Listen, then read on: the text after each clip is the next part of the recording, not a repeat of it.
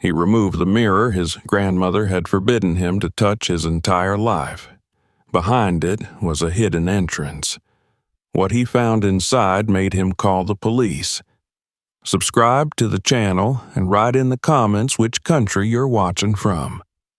Richard Marquez stood alone on the cracked pavement, staring up at the house that had once been the center of his childhood world. The afternoon sun filtered through the thinning branches of an ancient oak, its leaves casting trembling shadows across the sagging porch and weathered siding. The house seemed smaller than he remembered, like a once proud guardian worn down by years of quiet battles and neglect.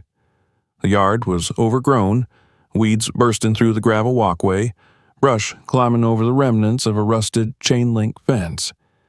A lopsided mailbox still bore his grandmother's last name, Clark, faded and peeling, the letters barely legible. It felt strange to see it without her presence behind the door, her voice waiting to greet him. Instead, there was silence so deep it pressed against his ears. His grandmother had passed only 3 weeks earlier, and the funeral still haunted him. He had arrived late to the service, caught in his job, his life, and the overwhelming guilt of distance he had kept for the last 10 years.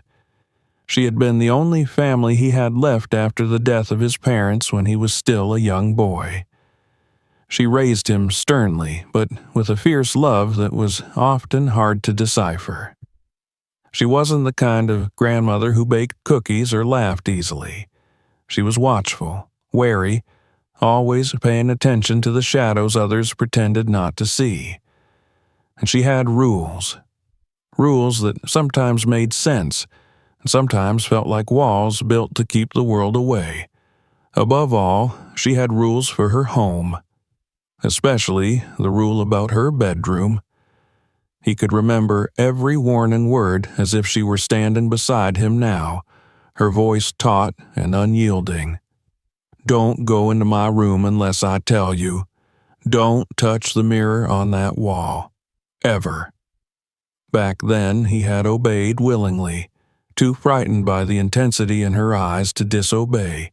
Now, he was the only living heir, with full ownership of a house filled with unanswered questions.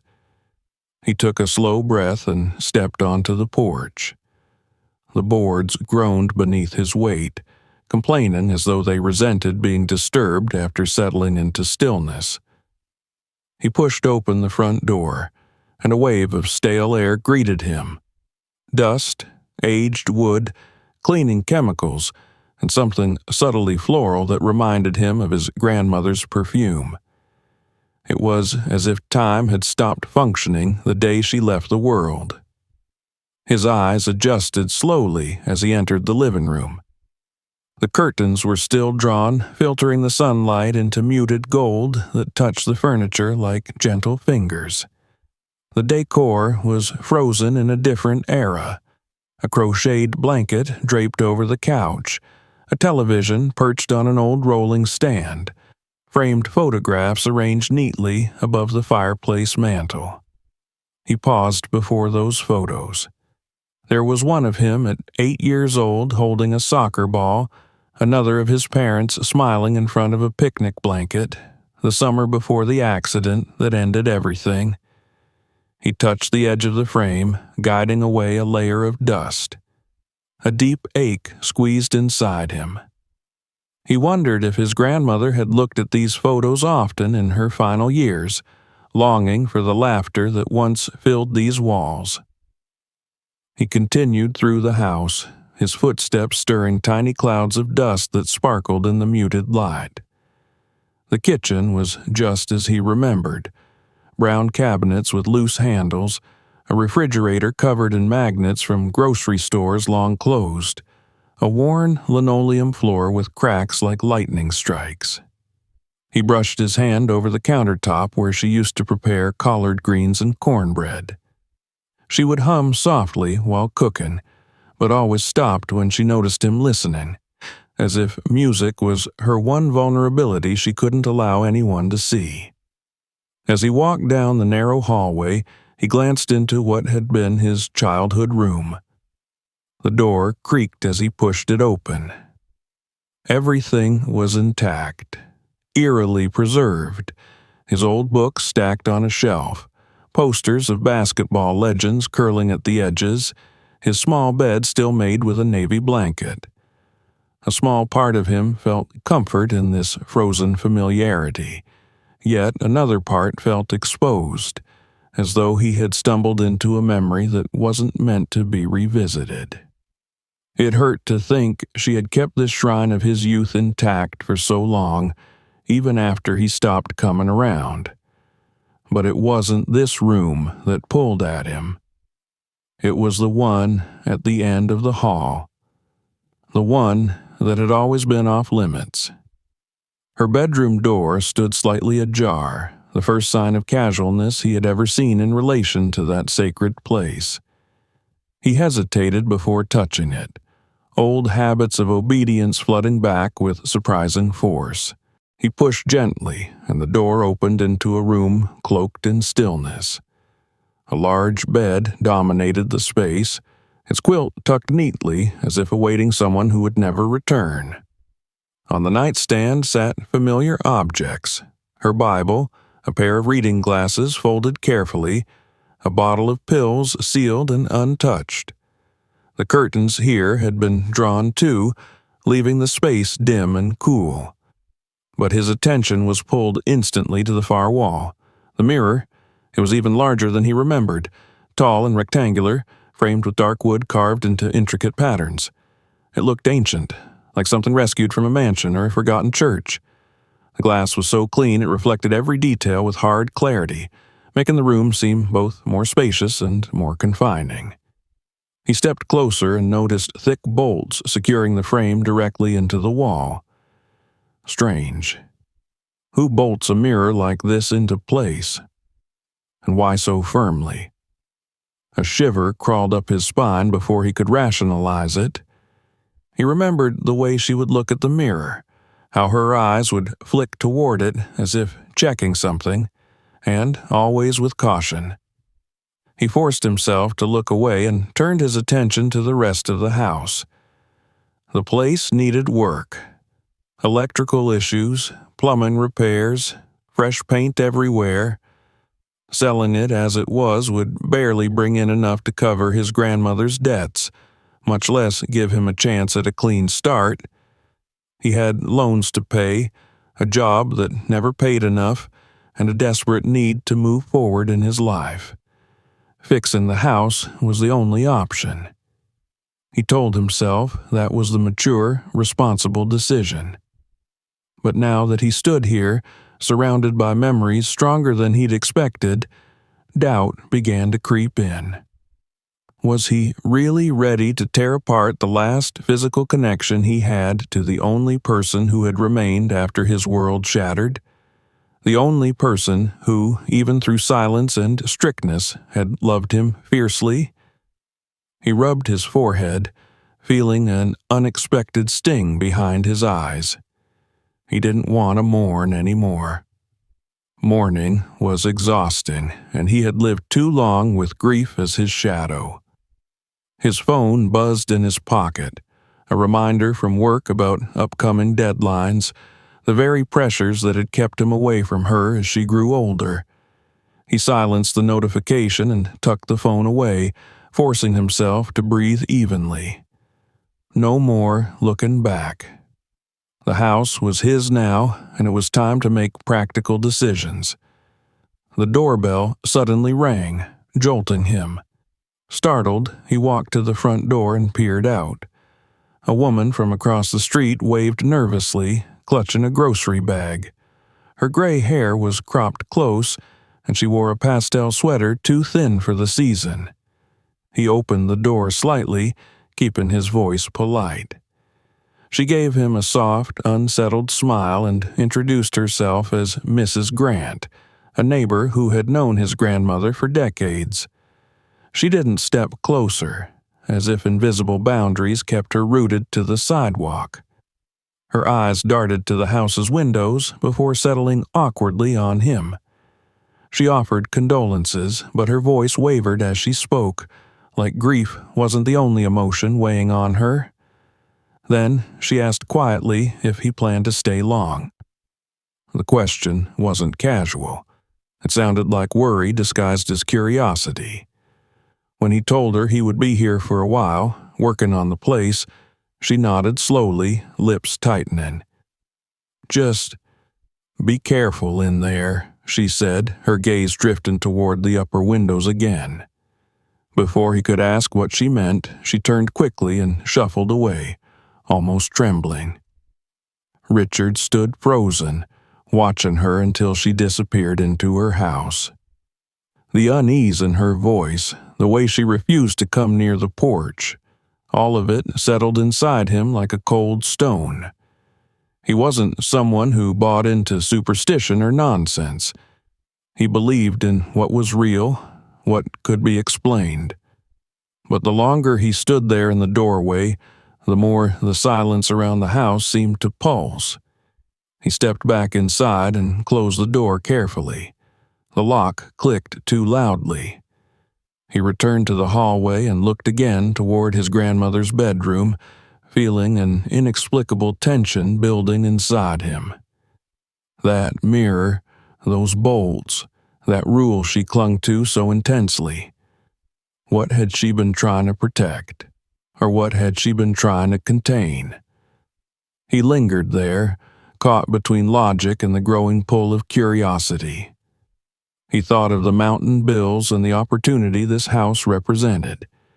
He needed to get to work. Needed to start tearing down old walls, replacing broken things, making room for a future. The mirror was just a mirror. The house was just a house. The past was dead. Yet, as he stepped into the bedroom once more, all he could think about was how alive her warning still felt. He exhaled slowly, the room's stillness pressing against him like a held breath. Whatever secrets lived here, whatever his grandmother feared enough to bolt a mirror into the wall, he would eventually have to face. The plan was set. The repairs would begin in this room. Whether he liked it or not, the first step toward his future lay behind that mirror. And somewhere, deep inside, he felt the first stirring of dread that once he uncovered the truth, there would be no turning back. He left the bedroom light on as he backed out and gently closed the door. The thin crack of light beneath the door looked like a watchful eye trailing him down the hallway. He didn't dare look back again until he reached the living room where he sat heavily on the couch, exhaustion crashing over him like a wave. The old house creaked and sighed, settling into the night. Richard told himself he was only imagining the sensation that the house was waiting for him, watching him, deciding when it would let him in on its secrets. He leaned his head back, closed his eyes, and listened to the heartbeat, slow pulse of silence that filled his grandmother's forgotten home, unaware just how deep and dark the truth beneath that mirror would go. The darkness gathered quietly, patiently, as though the house itself understood that something long hidden had finally returned, and soon it would demand to be found. The night in his grandmother's house stretched endlessly, wrapped in the kind of silence that made ordinary sounds feel intrusive. Richard slept fitfully on the couch, turning from one side to the other as memories stirred through his dreams. At one point, he woke abruptly, certain that he had heard footsteps in the hallway, the kind of deliberate pacing that suggested someone was searching for something. But when he sat up and listened, the house was still. Just old wood shifting with the temperature, he told himself. Just nerves reminding him that he didn't belong here anymore. Eventually, exhaustion dragged him back under, though the uneasy air never quite lifted. Morning arrived with a thin wash of sunlight slipping between the curtains. Richard pushed himself upright, his back stiff from the couch, his thoughts already heavy with the weight of what lay ahead. The house felt colder than it should have, as if the absence of its owner had seeped into the walls. He rubbed the sleep from his eyes and tried to shake off the lingering discomfort. Today was the day he would begin the renovations in earnest. Today, he would start with the hardest place, her bedroom. He forced down a quick breakfast, standing by the kitchen counter while the kettle hissed and sighed. The radio on his phone played lightly, but even music couldn't dispel the house's brooding quiet. Every now and then, he caught himself glancing toward the hallway, like something unseen was calling him back to the room with the mirror. Finally, with a steadying breath, he gathered his tools and headed there, determined not to let childish memories slow him down. The bedroom awaited him in the muted morning light. Dust motes drifted lazily in the sunbeams that escaped between the curtains. For a moment, he simply stood in the doorway, struck by how little the room had changed. It felt like stepping into a meticulously preserved memory, everything arranged just as she had kept it, as though she might walk back in at any moment and straighten the coverlet or adjust the lamp. The thought made his chest tighten unexpectedly. He had spent so many years keeping distance, only to find her presence everywhere now that she was gone. But he reminded himself why he was here. The house needed renewal if it was ever going to be worth anything. He set his toolbox down beside the bed, and his gaze was drawn like gravity to the mirror bolted to the wall. Its surface reflected his form sharply. The room doubled in eerie, near-perfect clarity. Even in the light of day, the mirror gave off an unsettling aura. Not because he expected something supernatural, he wasn't a child anymore, but because his grandmother had guarded it from him so fiercely. There had been no explanation, only fear and urgency in her voice whenever he dared get too close. He approached it now, each step a mild rebellion against years of discipline. He reached out and laid his fingers across the carved wooden frame. The wood was cold under his skin, its dark grooves filled with age. He braced himself and tried to tug the mirror away from the wall, but it didn't budge. The bolts securing it looked newer than the mirror itself. Thick steel glinted beneath the grain of the wood, biting deep into the plaster. It wasn't just mounted. It was locked in place, intentionally. The realization sent a prickle of unease down his spine. He stepped back and studied the frame more carefully. He crouched, inspecting the bottom edge. Layers of plaster and paint met the frame seamlessly, too seamlessly. Someone had patched and repainted around this object multiple times. This mirror hadn't been moved in decades, maybe not since before he was born. His grandmother's voice echoed in his memory, "Don't touch that mirror." It wasn't a simple warning. He knew that now. It had been a barrier. A guard posted over a secret. Chewing the inside of his cheek, he considered leaving it alone. He could simply paint around it, work around what he didn't understand. But practicality pushed back. If there was damage behind it, mold, a cracked support beam, old wiring, he'd have a bigger problem later. A mirror could not be allowed to dictate the fate of renovation plans or the value of this house. Even if it had meant something to her, she was gone, and he had to live with the consequences of whatever lingered here. He steadied his hands and set to work. The first bolt required effort, the screwdriver scraping as he forced it to turn through years of rust and stubborn resistance. When it finally loosened, a metallic groan reverberated through the room, making the air feel heavier. He paused, glancing over his shoulder as if expecting someone to appear and scold him. But the room remained still, the house observing this forbidden act in silence. He moved on to the next bolt. This one gave way a little easier, though the sound it made was no less jarring. With every bolt removed, the mirror became less stable. He slid furniture into place beneath it to catch its weight and avoid shattering the glass. He couldn't explain the nervous sweat gathering on his palms, but he kept going, his heartbeat thudding loud in his chest. The final bolt clinked to the floor and the mirror, now freed, leaned ominously forward. He took hold of the frame and slowly tilted it outward.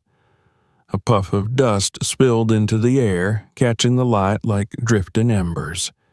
The weight nearly overpowered him, and for a moment he feared it would crash forward and shatter into 1,000 punishments for disobedience. But he managed to guide it safely onto the cushioning furniture, his breath ragged with the effort. He stepped back and stared, the mirror now removed, and the truth behind it exposed. The wall did not look like the rest of the room. It was a slightly different shade, smoother, as if finished with greater care. More importantly, it bore a rectangular outline, faint but unmistakable, a hidden door.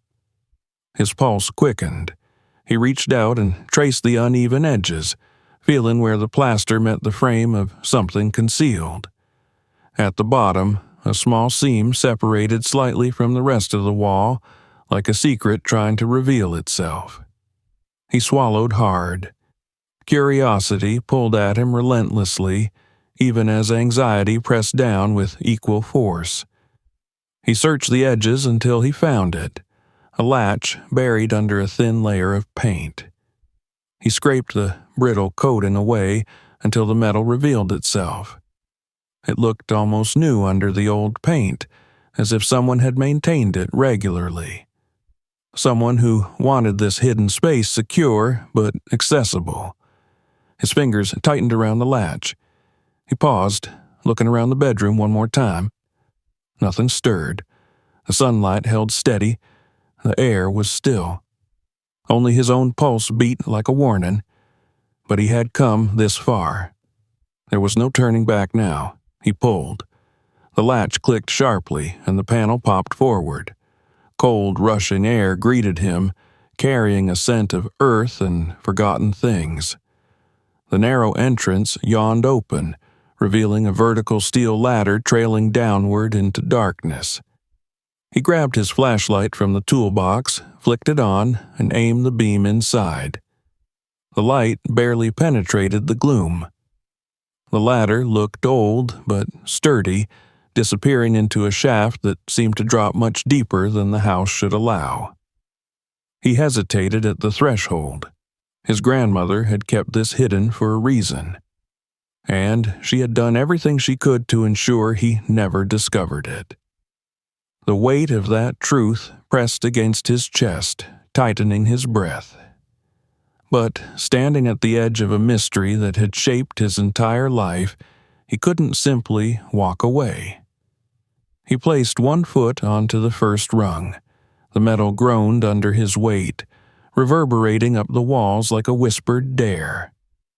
He took a breath and descended into the unknown. As he went deeper, the daylight above faded into nothingness, replaced only by the weak glow of his flashlight. The walls around him were concrete, etched with time and streaked with moisture.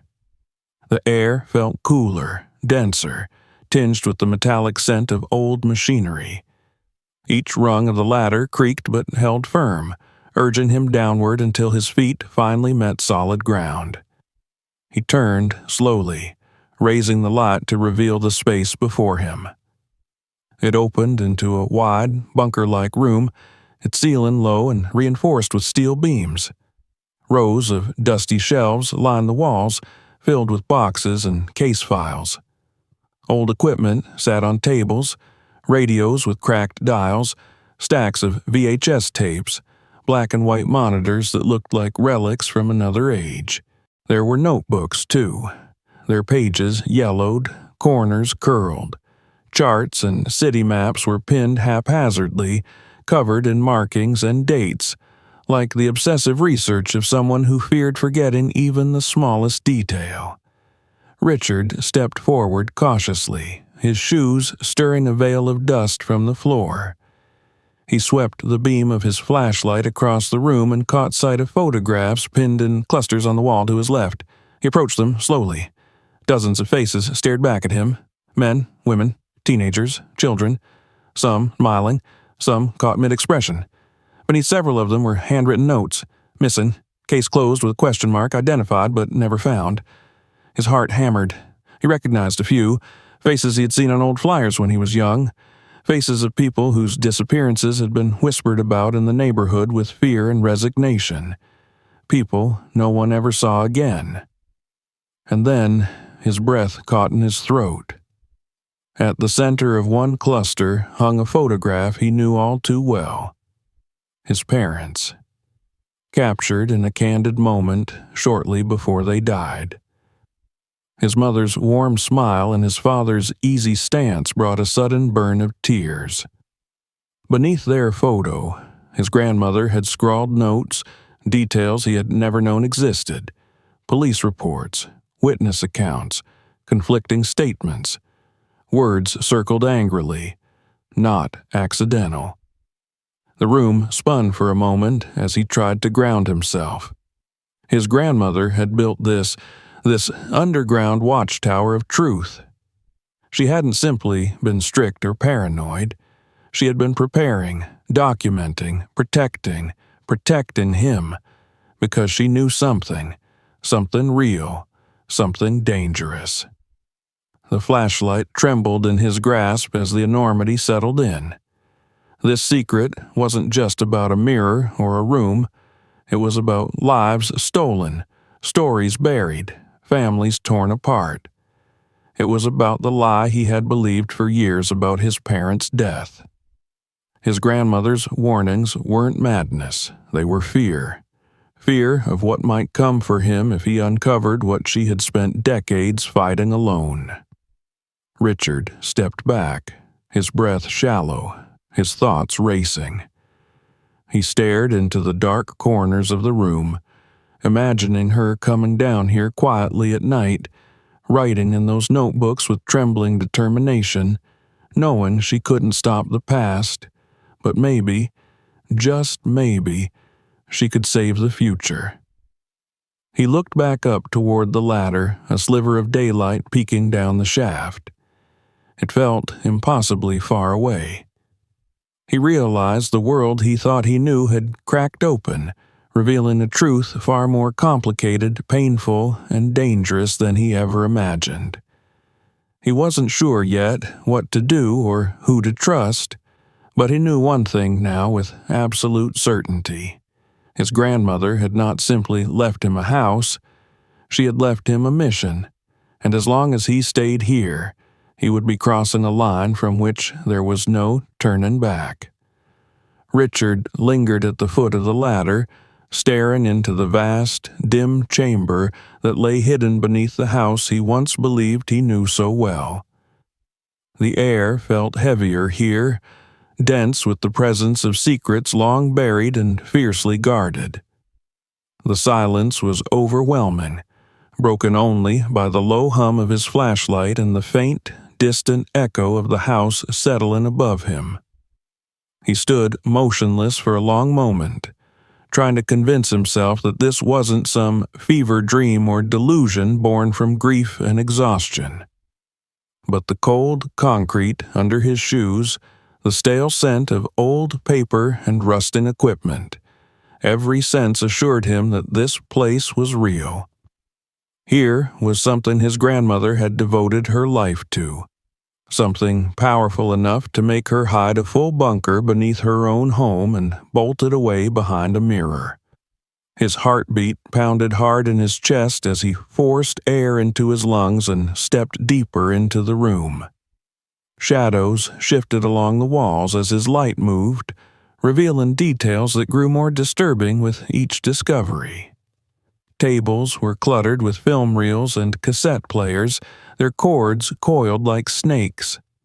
Stacks of documents sat arranged in boxes by dates, covering decades of time. Old tape recorders and dusty microphones sat on shelves, accompanied by labels marking years and locations. And everywhere he looked, he found maps of the neighborhood and surrounding city plastered against the walls, littered with red circles, arrows, scribbled notes, and markers that formed a chaotic spiderweb of connections. This room wasn't random storage.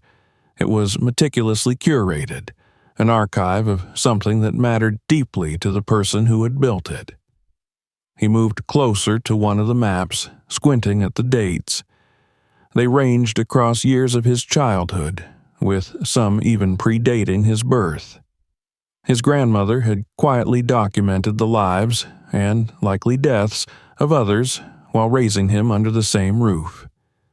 His heart tightened with a sudden surge of emotion. What had she seen? What had she known? And why, after all those years, had she still chosen silence? His flashlight passed again over the wall of photographs and lingered unwillingly. The collage felt alive, like dozens of watchful eyes followed his movements. He stepped forward, feeling the weight of those gazes more and more acutely. He reached up and touched the edge of a photograph of a teenage girl, smiling brightly in a school portrait. Under her name, the word "Missin" was scrawled. Then his hand drifted to the next and the next, each picture accompanied by terse, chilling notes. Never found, last seen, presumed runaway. When he found the cluster featuring his parents, he froze, unable to move or even breathe at first. His father looked strong, confident, full of potential in his pressed shirt and easy smile. His mother glowed with joy, her eyes sparkling with the promise of a life that would unfold in happiness. Richard traced the date written at the bottom of the picture only days before the accident that stole them from him. The sight of it splintered his composure. He swallowed hard, blinking back tears that threatened to spill. His childhood had been anchored by the belief that life was cruel but random, that a tragic twist of fate had taken everything from him. That belief had shaped him, hardened him, haunted him.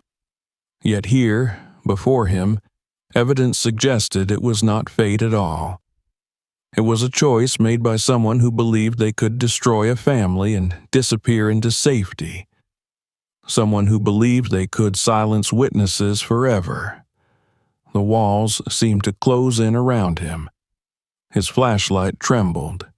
He leaned against the table nearest to him, his thoughts spiraling into a storm of grief and rage.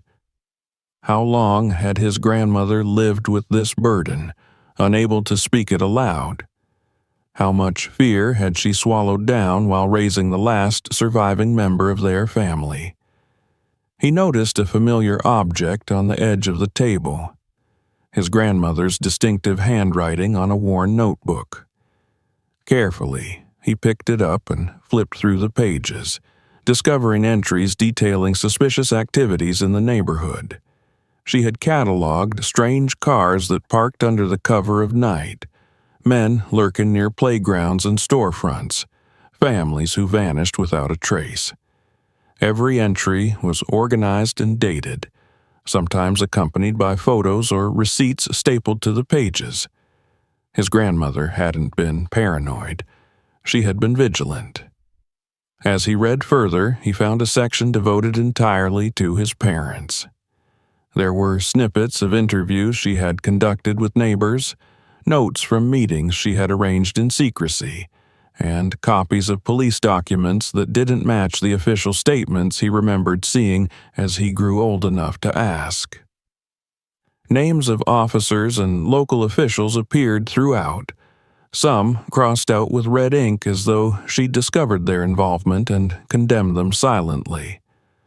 Others had question marks beside them, maybe because she wasn't entirely sure who among them was guilty and who was merely negligent. He stumbled upon a page with a name he recognized, a powerful politician whose face appeared often on the news, speaking of justice and community reform. She had drawn a thick circle around his photograph with words that twisted Richard's blood to ice. Responsible. Ordered. Forced silence. He stared at the page, his mind reeling with the implications. A man who now sat in government halls dictating the future of the city, maybe even the country, had been linked to horrors buried deep in their community's past. And his grandmother had been tracking him, gathering proof of what he did and preparing something. It suddenly made sense why she had hidden this room. If she had revealed it while still alive, they might have silenced her too. Maybe they had tried. The thought tightened his throat. Had his grandmother spent her final years not in peace, but in fear that her death would be the signal for everything she fought for to be lost forever?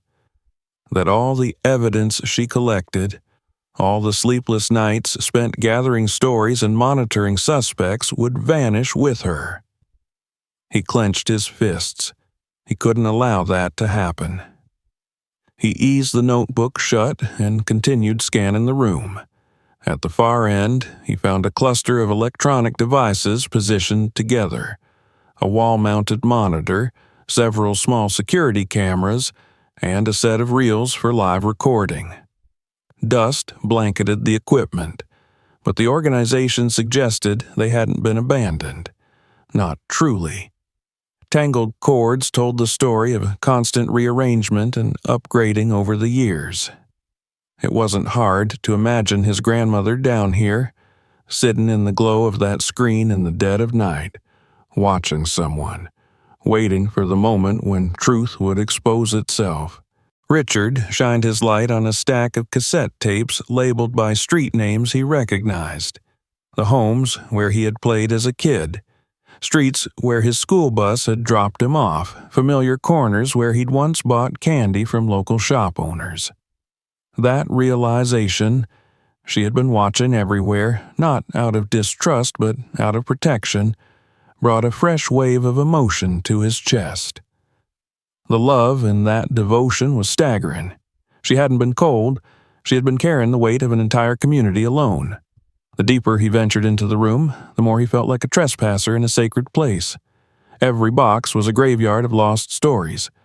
Every scrap of data held a plea from someone who'd vanished, begging not to be forgotten. His grandmother had preserved them all so they wouldn't be erased by time or by those who benefited from silence.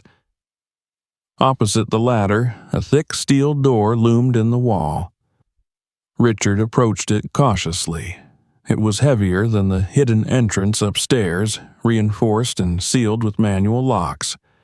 The knobs and bolts were coated with rust, implying that this part of the bunker hadn't been opened in years. He hesitated, unsure if he wanted to know what lay behind it. Not every truth needed to surface. Not every secret was meant for discovery.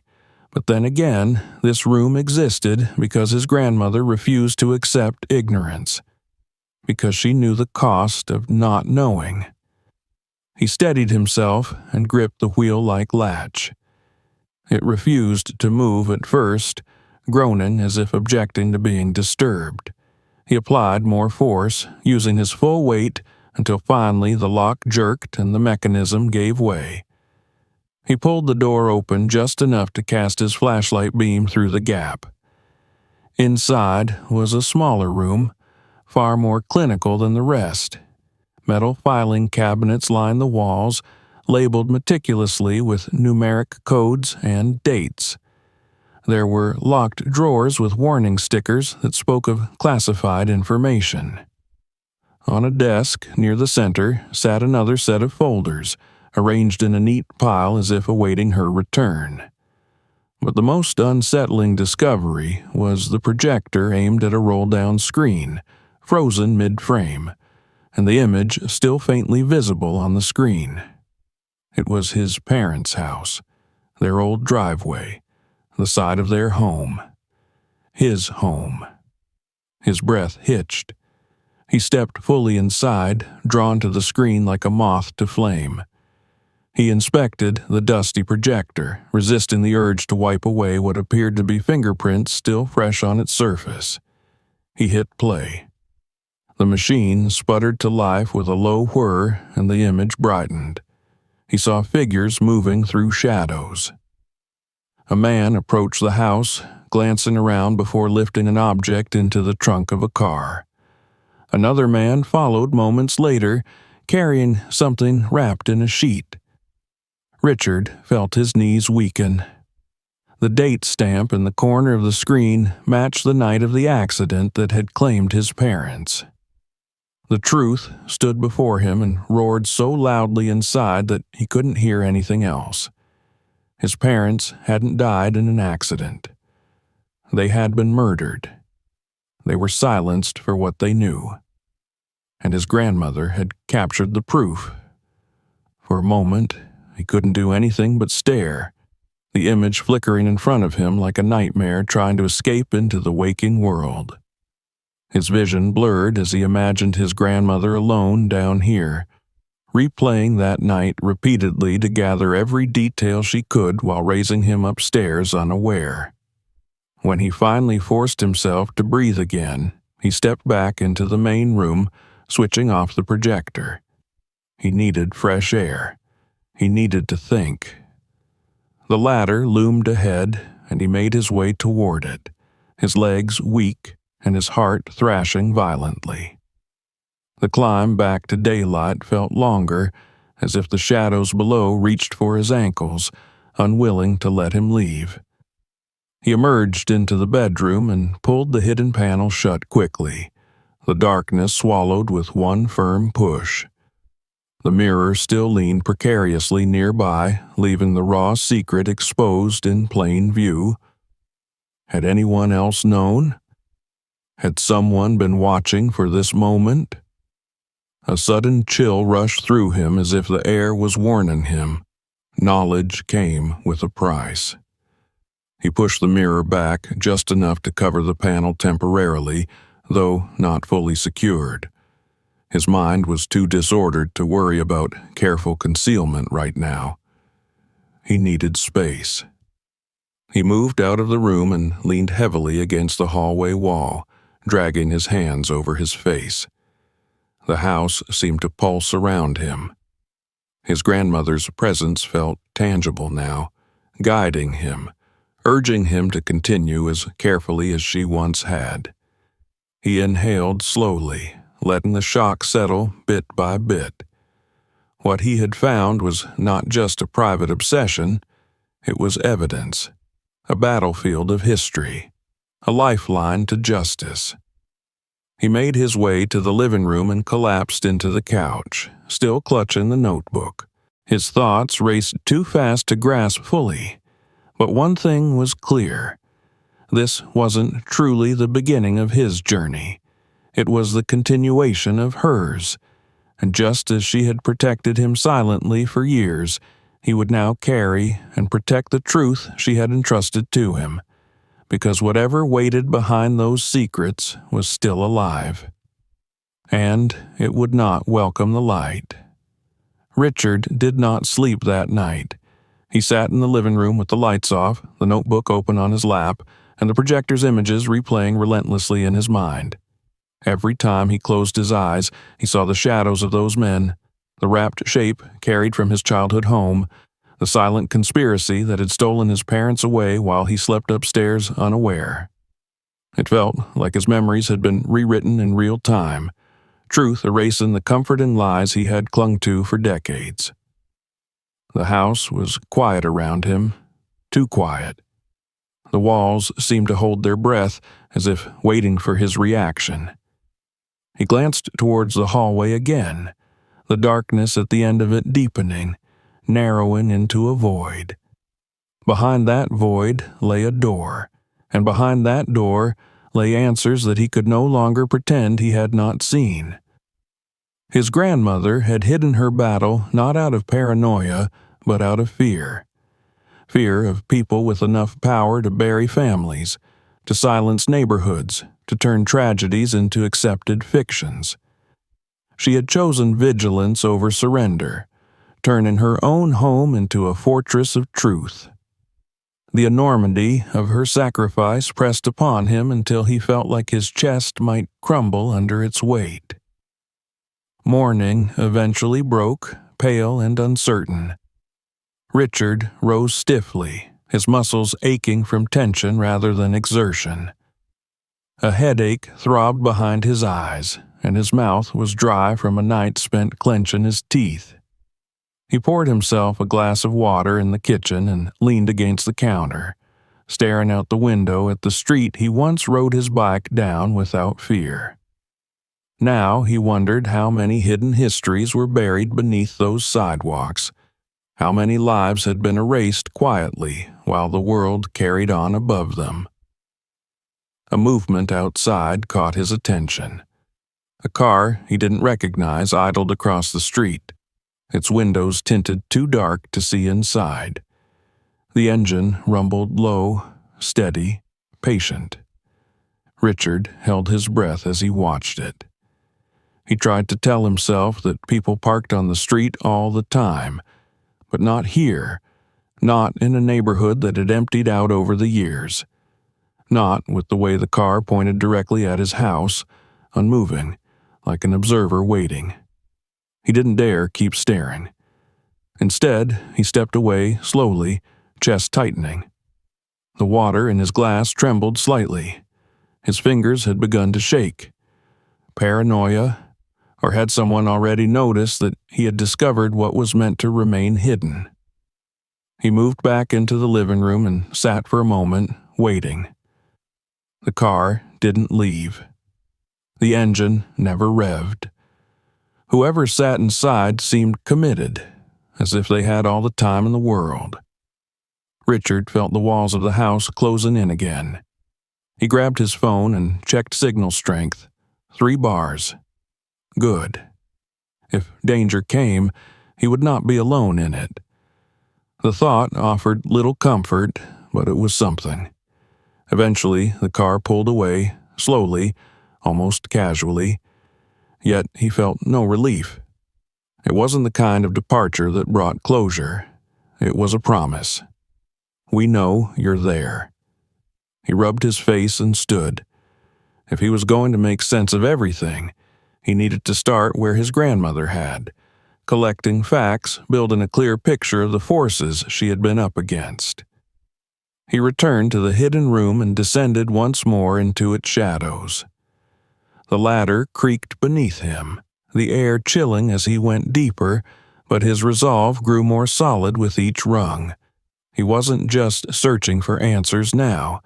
He was preparing for a conflict his grandmother had fought alone for far too long.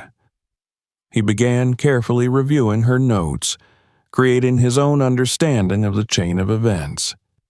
She had documented decades' worth of disappearances and threats. People from their community, good people, vanishing after witnessing crimes or resisting exploitation. Police reports that dismissed victims as criminals or runaways. Coroners who signed off on inconclusive causes of death without question. Officials who reshaped narratives until families accepted heartbreak as inevitability. It hadn't been random. It had been orchestrated. Richard followed the pages that detailed those early years when his grandmother first became suspicious. There had been break-ins, unexplained fires, intimidation tactics, meetings she had attended with other concerned neighbors who wanted to fight back but feared retaliation. Some had tried to speak out and then disappeared. Others were forced into silence. And through it all, his grandmother continued her quiet war, building a network beneath the surface of daily life. Her notes revealed patterns, hidden deals, forged community initiatives masking corruption, money flowing into hands that profited from subjugation. In the middle of it stood the same name written in thick ink, Councilman Tom Avery, now a senator campaigning for national office as a symbol of change and hope. Richard remembered seeing Avery on television, speaking passionately about justice and reform. He remembered believing him. Now, understanding what lay beneath the polished speeches made his stomach churn. Avery had built his empire on suffering, people like his parents who got too close to truths that threatened the powerful. Richard mapped out the timeline and saw another chilling realization forming.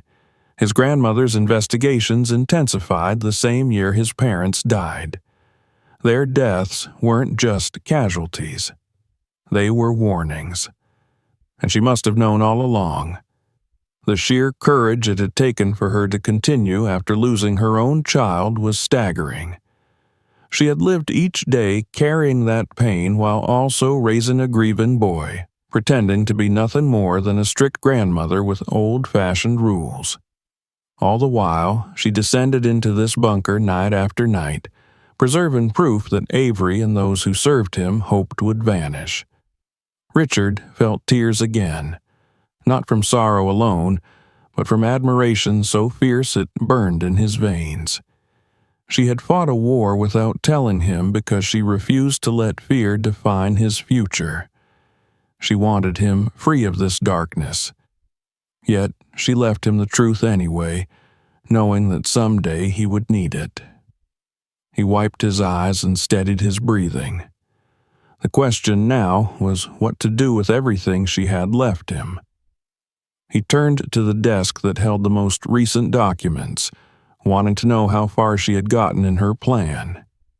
He found transcripts of overheard conversations, printouts of emails, recorded calls. The last entry in the notebook was dated only a week before she died. It mentioned Avery's upcoming speeches and hinted that he had moved to silence the last witnesses who could expose him. She had written one chilling line beneath her notes. "If anything happens to me, it won't be natural." Richard's heart stopped. Could her death have been murder? Had they eliminated her to ensure that her story died with her? He recalled how quickly the funeral arrangements had been pushed through, how the hospital had been reluctant to provide full details, citing privacy and procedure. He had been too overwhelmed to question anything then. Now, every detail felt sinister. His fingers tightened reflexively around the notebook. He closed it and set it down carefully. He needed help, allies, people who would believe him and who had the courage his grandmother had. The police wouldn't be an option. They were part of the machine that erased people like the ones on the wall. He climbed back up the ladder and emerged into the bedroom again. This time he didn't bother hiding the entrance. Let anyone see what he had seen. Let them know that fear no longer lived here alone. He went to his phone and started searching for contacts.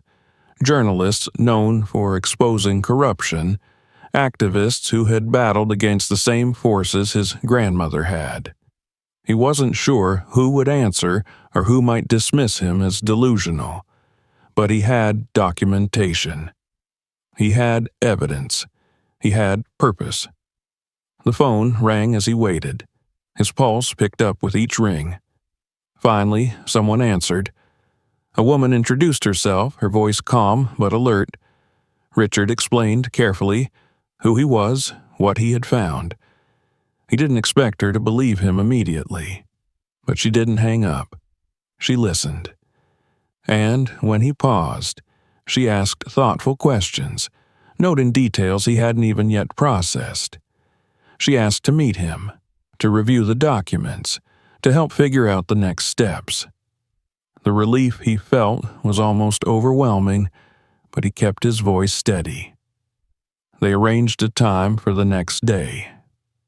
After the call ended, the silence that followed did not feel as suffocating. There was momentum now, a thread connecting his grandmother's hidden war to a future where justice might finally surface. But that sense of hope was fragile. He knew he wasn't safe. He knew others would move quickly if they suspected he was gathering allies. As he paced the living room, a new thought crept in. He wasn't the only one who knew about the hidden bunker now. The men who had sat in that car earlier, they were here because the house was no longer quiet. Because something had shifted. Because someone had reported movement where none should have existed. They would return. They would try to take back what his grandmother had built. Richard turned toward the hallway, gaze fixing on the bedroom again. He could feel the weight of the truth beneath his feet. He thought of the trapped souls in those photographs, their pleas for justice contained in dusty files. He would not let their stories be buried again. Even as fear twisted inside him, determination rose stronger. His grandmother had believed in the power of truth. She had fought for it, died for it. And now it was his turn. The house creaked again, as if acknowledging his resolve. He looked around at the dim walls, the worn furniture, the remnants of a life lived with quiet strength. He wasn't alone here. He carried the spirit of the woman who had raised him to be resilient, who had sacrificed everything to protect what mattered most. He straightened his shoulders and exhaled slowly. The time for pretending ignorance had passed. Whatever forces his grandmother had opposed in silence, he would confront with a voice they could no longer ignore. He owed her that. He owed his parents that. Most of all, he owed himself the truth. And he would not stop until he had dragged every last shadow into the light. The atmosphere inside the house shifted after that phone call, as if the very walls sensed that truth was beginning to rise from beneath the floorboards and climb toward daylight. The air felt more alert, charged with a new tension that pressed against Richard's nerves. He moved through the room slowly, checking each window, every door, and listening for sounds that didn't belong. His senses sharpened in a way they never had before. He was no longer simply a visitor in his grandmother's home. He was a guardian of her secrets and of his own fate. Late afternoon shadows stretched long across the floor as he began cleaning the living room, not out of tidiness, but because he needed something to occupy his hands while his mind sifted through his grandmother's meticulous investigations. Every creak of the floor made him look up. Every distant car passing outside drew his attention to the window. He kept expecting the unknown watchers to return, the ones who had parked outside earlier. He tried to convince himself that it was coincidence, paranoia seeded from uncovering too much too fast. But deep inside, he knew the truth. Nothing about his life was coincidence anymore. Eventually, he forced himself to eat something, though his appetite was thin.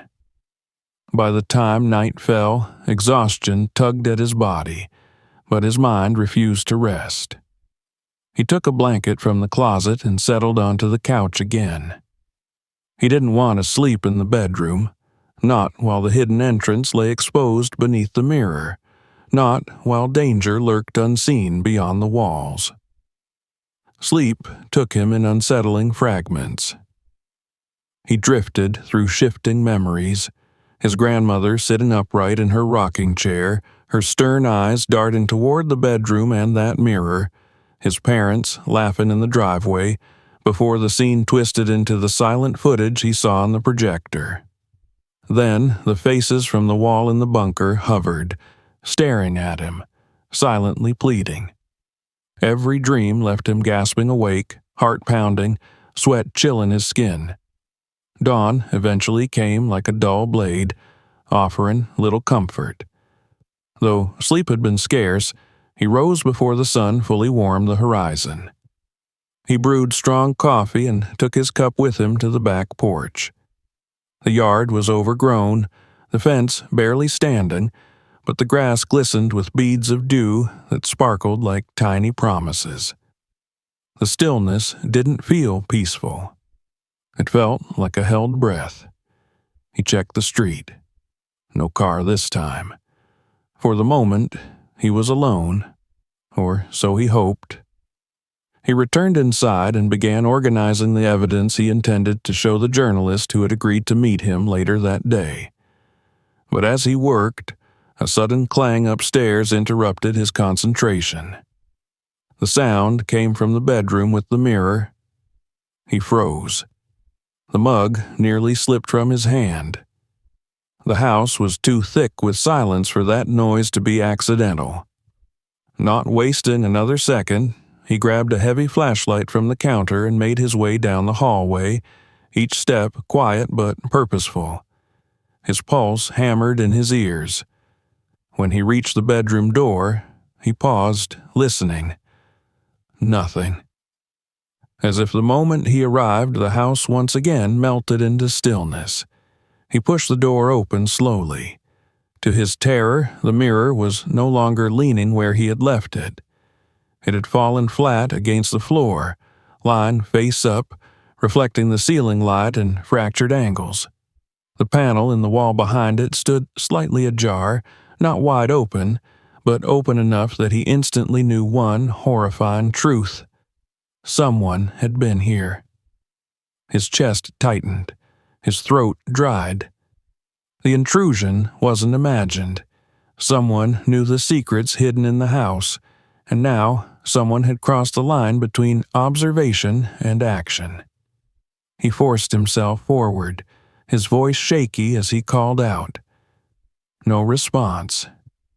He knelt and inspected the mirror.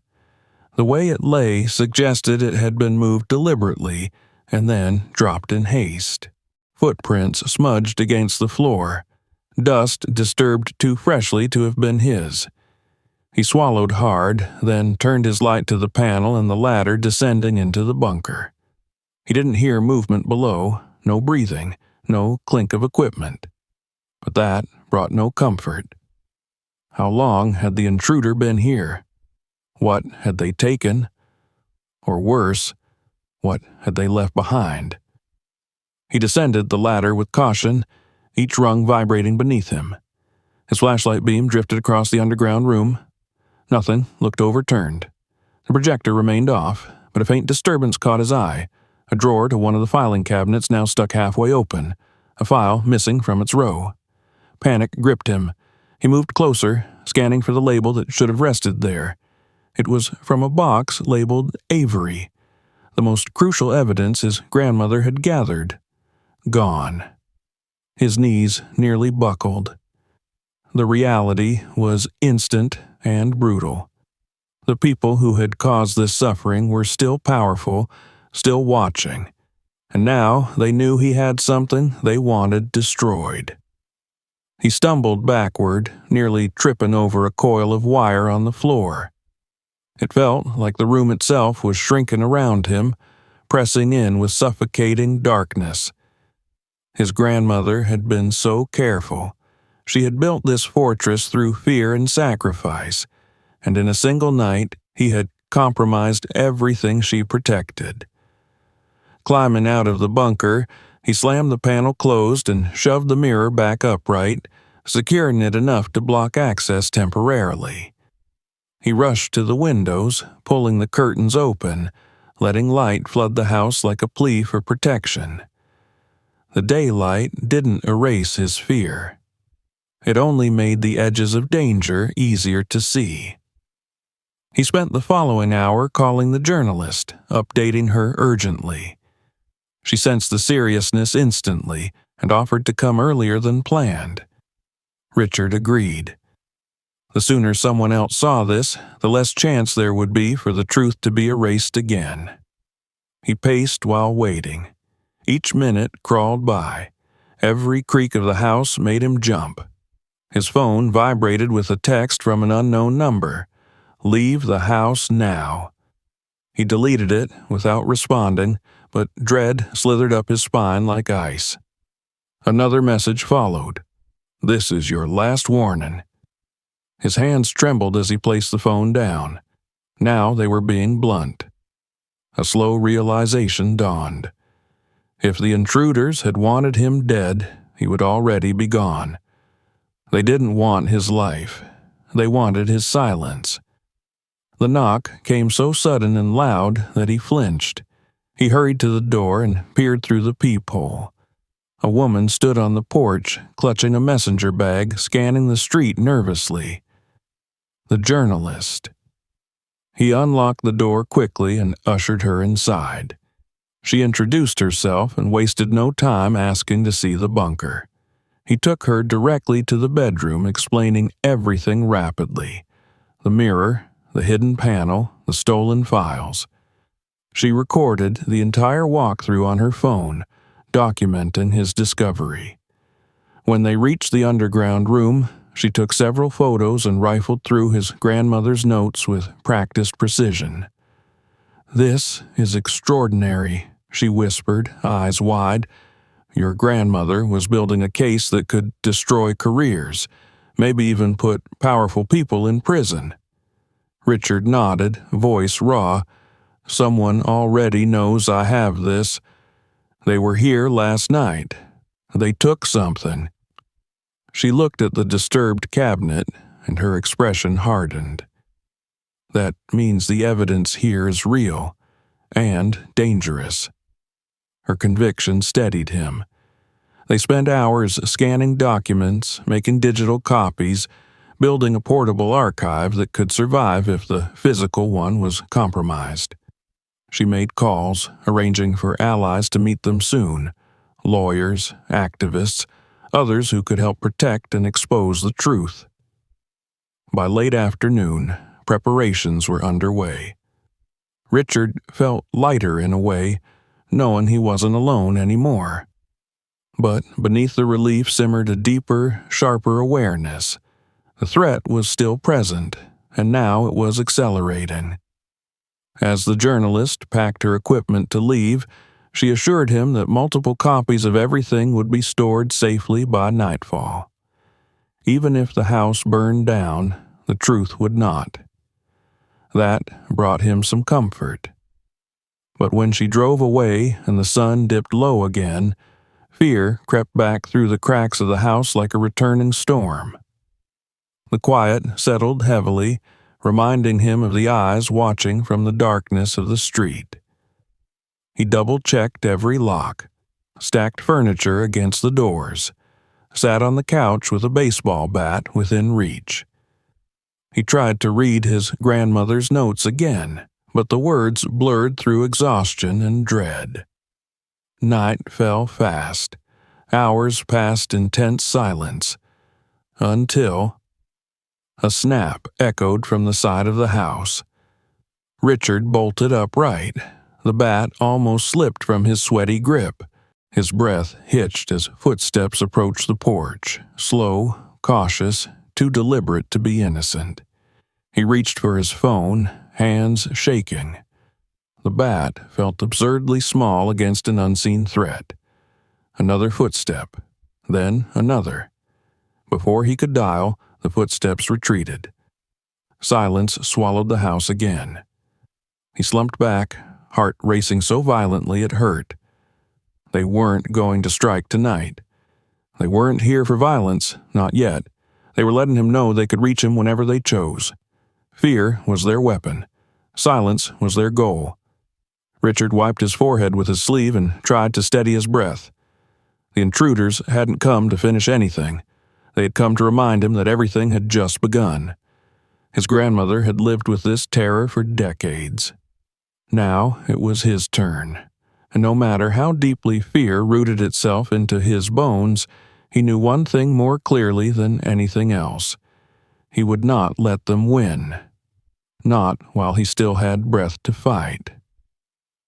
The night after the intruders circled the house passed slowly, thick with dread that clung to Richard like a cold shroud. Every hour he jolted awake to some imagined sound. Footsteps on the porch, whispers outside the window, the creak of a floorboard that felt too deliberate to be the settling of an old house. By dawn he had slept no more than a handful of minutes, his nerves stretched taut and humming like wires ready to snap. Yet, underneath the exhaustion, something deeper lived now: resolve. He understood that fear was precisely the tool his enemies relied upon, the same tool they had used on his grandmother, his parents, and countless others. They controlled communities by making people too afraid to speak, too afraid to resist. If he bowed to fear now, he would be surrendering not only his family's truth, but every life marked on those walls downstairs.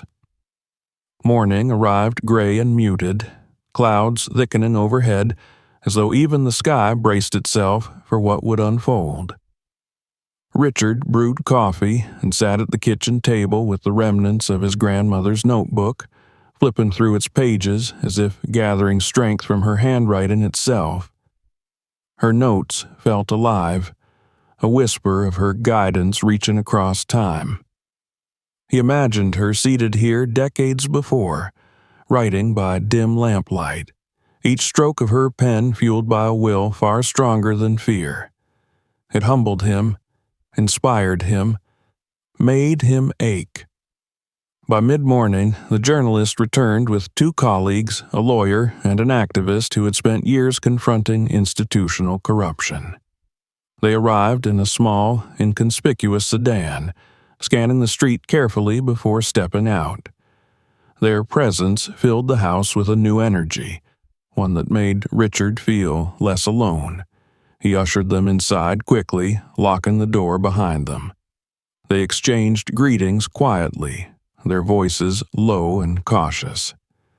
The lawyer, a man in his late 50s with steady, sharp eyes, introduced himself and immediately asked to see the bunker. The activist, a woman younger than the rest, moved with determination, already setting her recorder and notepad on the table. Together, they descended into the basement room. Richard watched their faces as they surveyed the underground archive, the rows of documents, the meticulously organized evidence spanning decades. They were not shocked by the existence of such a place. Corruption had taught them not to underestimate what ordinary citizens might resort to when institutions abandoned them. But they were astonished by the depth and breadth of the archive. It was not the work of a paranoid recluse. It was the diligent, methodical work of someone who knew she was fighting against a system. This is the kind of material people dream of finding, the journalist said, flipping through a dossier with reverence. Your grandmother was extraordinary. The activist nodded, eyes shimmering with admiration. She documented what everyone else was too afraid to speak about. This isn't just evidence. It's history. It's testimony. Their words brought a tightness to Richard's throat. He felt an overwhelming pride swell inside him, a validation of everything he had suspected about his grandmother but had never dared to believe. For so long he had thought of her silence as emotional distance, unaware it was the armor she wore to protect him. The lawyer began carefully gathering the files they would need most urgently: documents linking Avery to specific acts, testimonies from families whose loved ones had disappeared, details of police involvement, and, the most striking, the visual recordings of the night Richard's parents died. He handled them with precision, scanning everything into multiple secure drives and cloud systems. Redundancy was key. If someone tried to destroy one copy, others would outlive it. As they worked, the journalist asked Richard countless questions, not only about the evidence but about his grandmother, his childhood, the strange moments he remembered but never understood until now. Richard answered everything he could, sometimes halting, sometimes steady, rediscovering parts of his past with new clarity. Every new memory illuminated another facet of his grandmother's quiet resistance. Her late-night outings, her cautious glance out the window whenever a siren wailed, her insistence that Richard never answer the door when she wasn't home, her refusal to let him play in certain parts of the neighborhood. None of it had been arbitrary. She had been shielding him from the same dangers she tracked underground. Hours passed. The work became a coordinated ballet, scanning, copying, cataloging, encrypting. The lawyer murmured occasionally, crunching sequences of numbers or legal references under his breath. The activist transcribed testimonies and cross-checked details, mapping the constellation of crimes that Avery and his associates had scattered across decades. The journalist compiled everything into a timeline narrative, carefully weaving facts into a story that the public could understand and rally behind. At noon, they took a brief break, sitting around the small kitchen table with sandwiches and bottled water. No one spoke much. Each person seemed lost in their thoughts, steeling themselves for the magnitude of what they were about to unleash. There was no illusion that this would be safe. Avery was wealthy, connected, and ruthless. Exposing him meant inviting danger, but none of them wavered. "This is bigger than any of us," the lawyer finally said, breaking the silence. "If we hesitate, the next family will be destroyed. The next witness will disappear." The weight of his words settled heavily but firmly. Richard nodded, a pulse of determination beating in his chest. The group resumed their work. By mid-afternoon, they had assembled the core evidence into a package ready for public release. Written reports, digital archives, witness statements, maps, photographs, and, most critically, the video footage of Richard's parents' final hours. The truth was no longer confined to the bunker. It lived now in encrypted drives, secure servers, and the minds of people who refused to be silenced.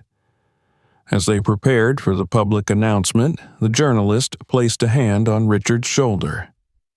"I know this is painful," she said softly. "I know seeing what happened to your parents must feel like losing them all over again. But this, what you're doing, will mean something. It will shake the foundations of everything Avery built." Richard nodded slowly. "It has to. He can't keep burying people." The time came. They set up cameras and microphones in the living room, careful to angle the footage away from the windows. The activist prepared a statement. The lawyer reviewed statutes and legal precedents to accompany the release. The journalist synchronized files across multiple platforms so that when the story went live, it could not be scrubbed from existence. Then, with a deep breath, they hit publish. The story erupted across the internet like wildfire. Social media feeds exploded with headlines accusing Avery of crimes spanning decades. News outlets rushed to cover the unfolding scandal. People shared the recorded footage, horrified, outraged, demanding answers. Anonymous accounts corroborated the data. Former police officers hinted at cover-ups. Family members of victims came forward, voices trembling but unafraid. The story was far larger than Richard had realized, and once it began to unravel, it refused to stop. Within an hour, Avery's office released a statement denying everything, calling it an organized smear campaign launched by radicals. But the evidence was too comprehensive to dismiss, too detailed, too damning. And with every passing minute, more voices rose in support of the investigation. While the world above boiled with outrage, Richard remained inside the house, anxiety pulsing through him with every new update. The journalist assured him that they had taken all possible precautions, but fear curled in his stomach like a living thing. Exposure meant vulnerability. The darkness that had hunted his family was now cornered, and cornered predators were most dangerous. The sun lowered by late afternoon, smearing the sky with bruised colors. The activist and lawyer packed their things, preparing to leave and meet with others assembling public protests downtown. The journalist lingered a moment, promising to check on him later and urging him to call if anything seemed strange. After they left, the house felt too empty again, as if its walls exhaled all the tension the group had brought into it. Richard stood in the middle of the living room, staring at news updates on his phone. Avery's campaign headquarters had gone silent. Protesters gathered outside City Hall. People demanded a federal investigation. It should have brought him relief. Instead, the unease returned in full force. Night crept in quickly, swallowing the last of the day's light. Richard turned on every lamp in the house, unable to bear the darkness. The shadows pressed in anyway. Outside, the wind stirred, brushing tree branches against the siding in a rhythm that sounded almost intentional. He made himself a cup of tea. His hands trembled around the mug. A sudden alert flashed on his phone, a live broadcast from outside Avery's mansion. Then another from a political commentator. Then a trending hashtag calling for Avery's immediate arrest. The story had broken through every barrier his enemies might have erected. It was now too big to hide, too loud to silence. For a moment, he allowed himself to breathe. Then came the knock at the door. It was soft at first, almost polite. Then it came again, firmer this time. Richard froze. No one should be visiting him now. His allies had gone. Neighbors rarely approached. No one came knocking after dark in this neighborhood anymore. The knock came again. He approached the door slowly, bat in hand, heart hammering against his ribs. He didn't open it. Instead, he pressed his ear to the wood, listening. Silence. Then a low voice murmured through the door, deep and calm. "Richard," it said, "we need to talk." A chill ran through his veins. He knew that voice. He had heard it in recordings, in speeches, in news broadcasts. He had heard it while his blood boiled with rage. Tom Avery stood on the other side of his grandmother's door. The predator had come, not with fear, but with confidence. Richard stepped back, gripping the bat so tightly his knuckles ached. The house held still, waiting. The truth was out. Now the darkness wanted to negotiate, and Richard understood with terrifying clarity that the unmasking had only just begun. Richard stood frozen, staring at the front door where Avery's voice had seeped through like poison. Every instinct screamed at him to stay silent, to not give the man who had been the architect of so much horror even the smallest satisfaction. The house's air felt brittle, like a single wrong breath would shatter the fragile safety left within its walls.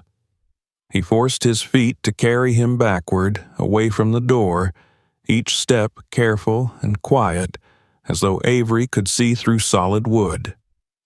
A faint tremor ran through Richard's hand as he tightened his grip on the baseball bat. Even the wood seemed to sense the danger it might soon meet. For a moment, silence lingered again. Then came a sound. Slow, deliberate footsteps descending from the porch.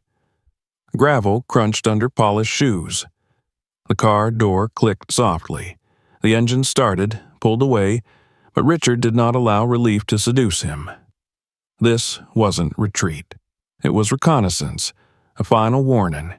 We see you, we know you, and we're coming back. Only when the engine noise faded did Richard allow himself to breathe again. His lungs ached from holding on to panic too long. He sank against the nearest wall, the bat slipping from his fingers, and closed his eyes. Every nightmare he had endured, every suspicion his grandmother had borne alone, had materialized at his door in the flesh. He imagined Avery on the other side, wearing his public mask of charm, but underneath, something sharp, cold, hungry for power, and willing to mutilate truth itself to protect it. Richard pressed his palms to his face and stayed still until he managed to command his body to move again. He retrieved his phone with hands still shaking and texted the journalist. The response came almost immediately. "We're bringing you somewhere safe. Don't open the door for anyone. Lock everything. Stay in the living room. We're on the way." He followed every instruction. Windows, doors, curtains, Everything locked and blocked, the house turned into a fortress once again, though nothing felt strong enough to fend off what lurked beyond. He kept his bat close. He waited, heart pounding in uneven rhythms.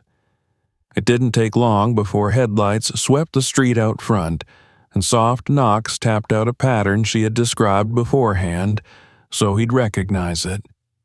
A password knock, a signal of safety. He opened the door only when she spoke his name. They rushed him into the car, and the vehicle peeled out of the neighborhood swiftly, but not so fast as to draw police attention. In the seat beside him, the lawyer stared intently ahead, scanning for any tailing cars. The activist's gaze searched his face, assessing his state, looking for cracks fear might have carved into him. The journalist reached over and pressed a hand to his shoulder in steadying reassurance. He hadn't left the house for anything other than groceries since arriving. Now, as they drove away, he realized he was finally stepping into the same world his grandmother lived in for years. The world where truth and survival existed in conflict, and every block held predators lurking in official badges and expensive suits. They didn't take him to a police station or a visible activist office. Instead, they brought him to a modest community center that had become a quiet headquarters for the investigation. People bustled through the main room with purpose. Computer screens glowed with open files and maps. Phones rang with urgent messages. Volunteers, lawyers, victims, and allies gathered in whispered clusters. The scandal wasn't just news, it was movement. A momentum too large to be silenced again. One of the victim's daughters, now a grown woman, stepped forward to thank him. Her voice trembled as she spoke of the hope she finally felt after 20 years of unanswered questions. Richard didn't know how to respond. He felt unworthy of gratitude when he himself was still unraveling the truth of his parents' fate like an exposed nerve. But her presence, her gratitude, these things fueled him. For hours they worked beside him, reviewing what had been published, analyzing Avery's denials, preparing for legal escalations and possible arrests. Richard remained quiet, listening, learning, deepening his understanding of the battle he had inherited. His grandmother's evidence wasn't the end of the story. It was the foundation of a reckoning. Night deepened around them before the journalist insisted he get some rest. They had prepared a small private room upstairs in the center for him. Plain walls, single bed, minimal furnishings. It was safer than the house for now. Richard lay down fully clothed, the exhaustion of the previous days claiming him quickly. Sleep took him harder than he expected, but this time it was not full of nightmares, only distant murmurs of voices that felt like fragments of memory, like his grandmother reading quietly in another room, eyes always alert even when she pretended calm. When morning arrived, sunlight poured over the city with an almost defiant brightness. Richard joined the others downstairs, where the lawyer greeted him with solemn news and a spark of hope.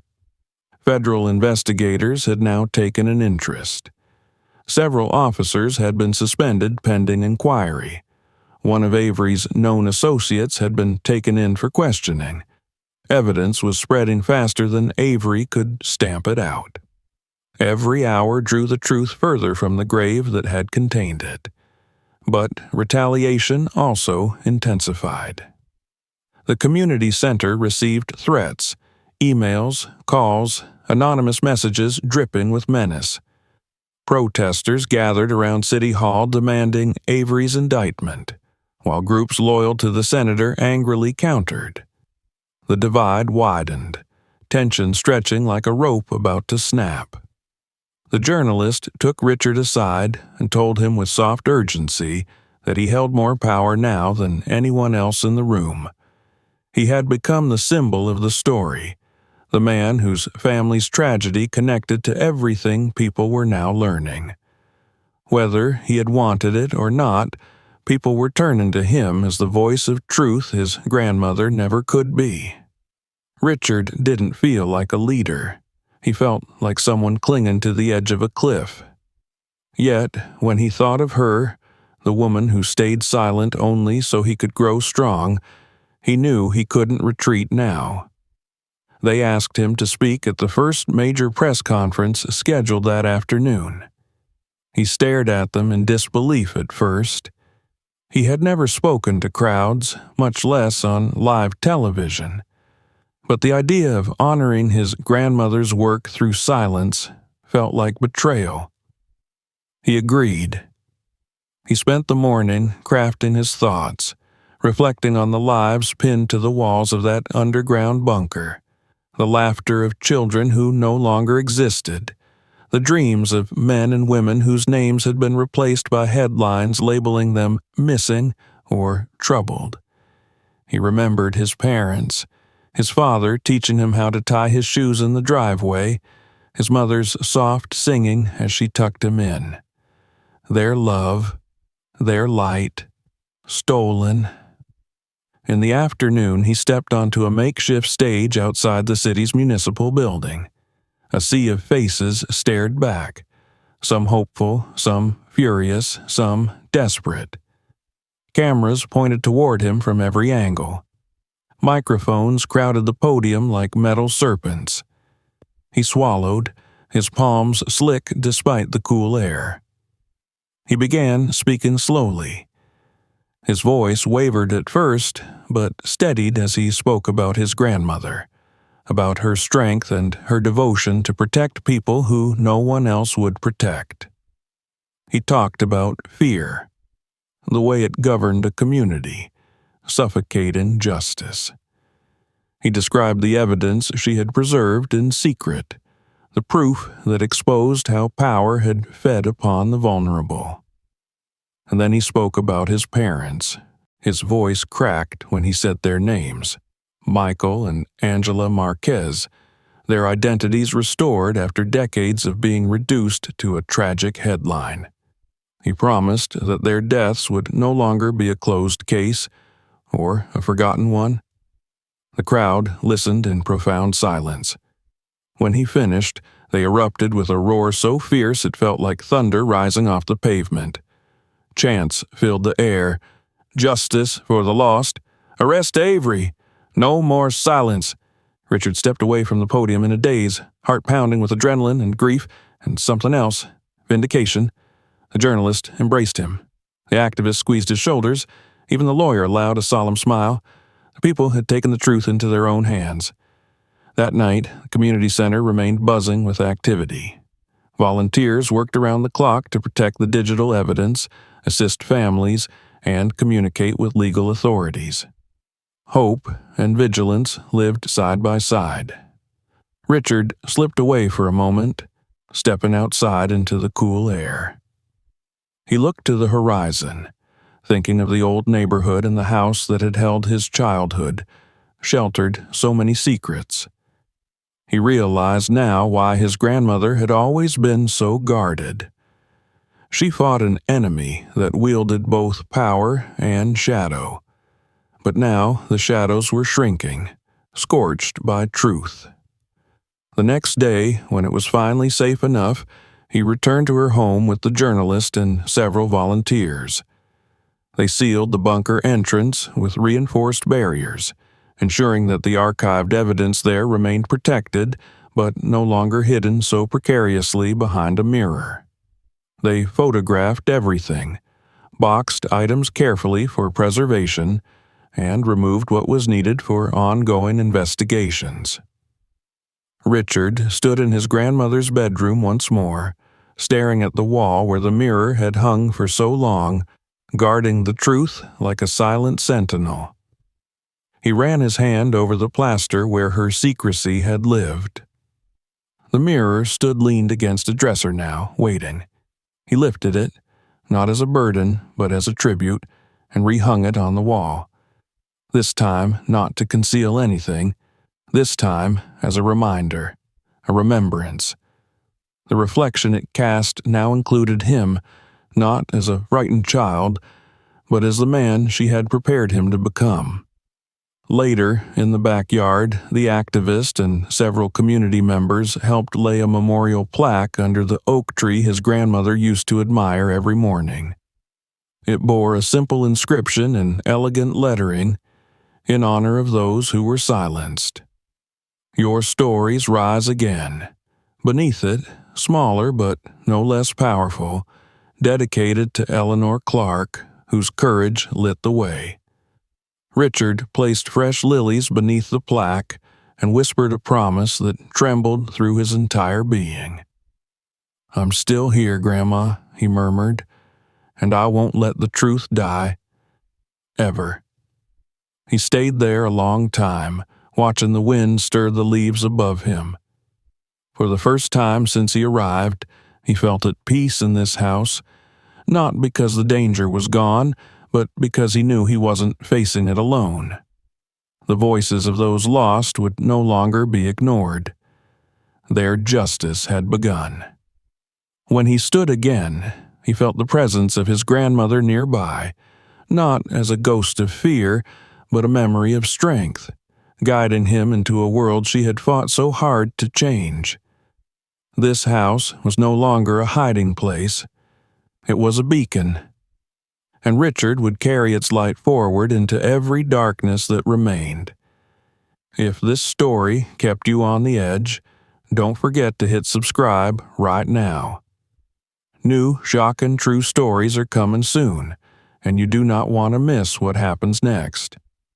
Share this video with someone who loves mysteries as much as you do, and keep watching.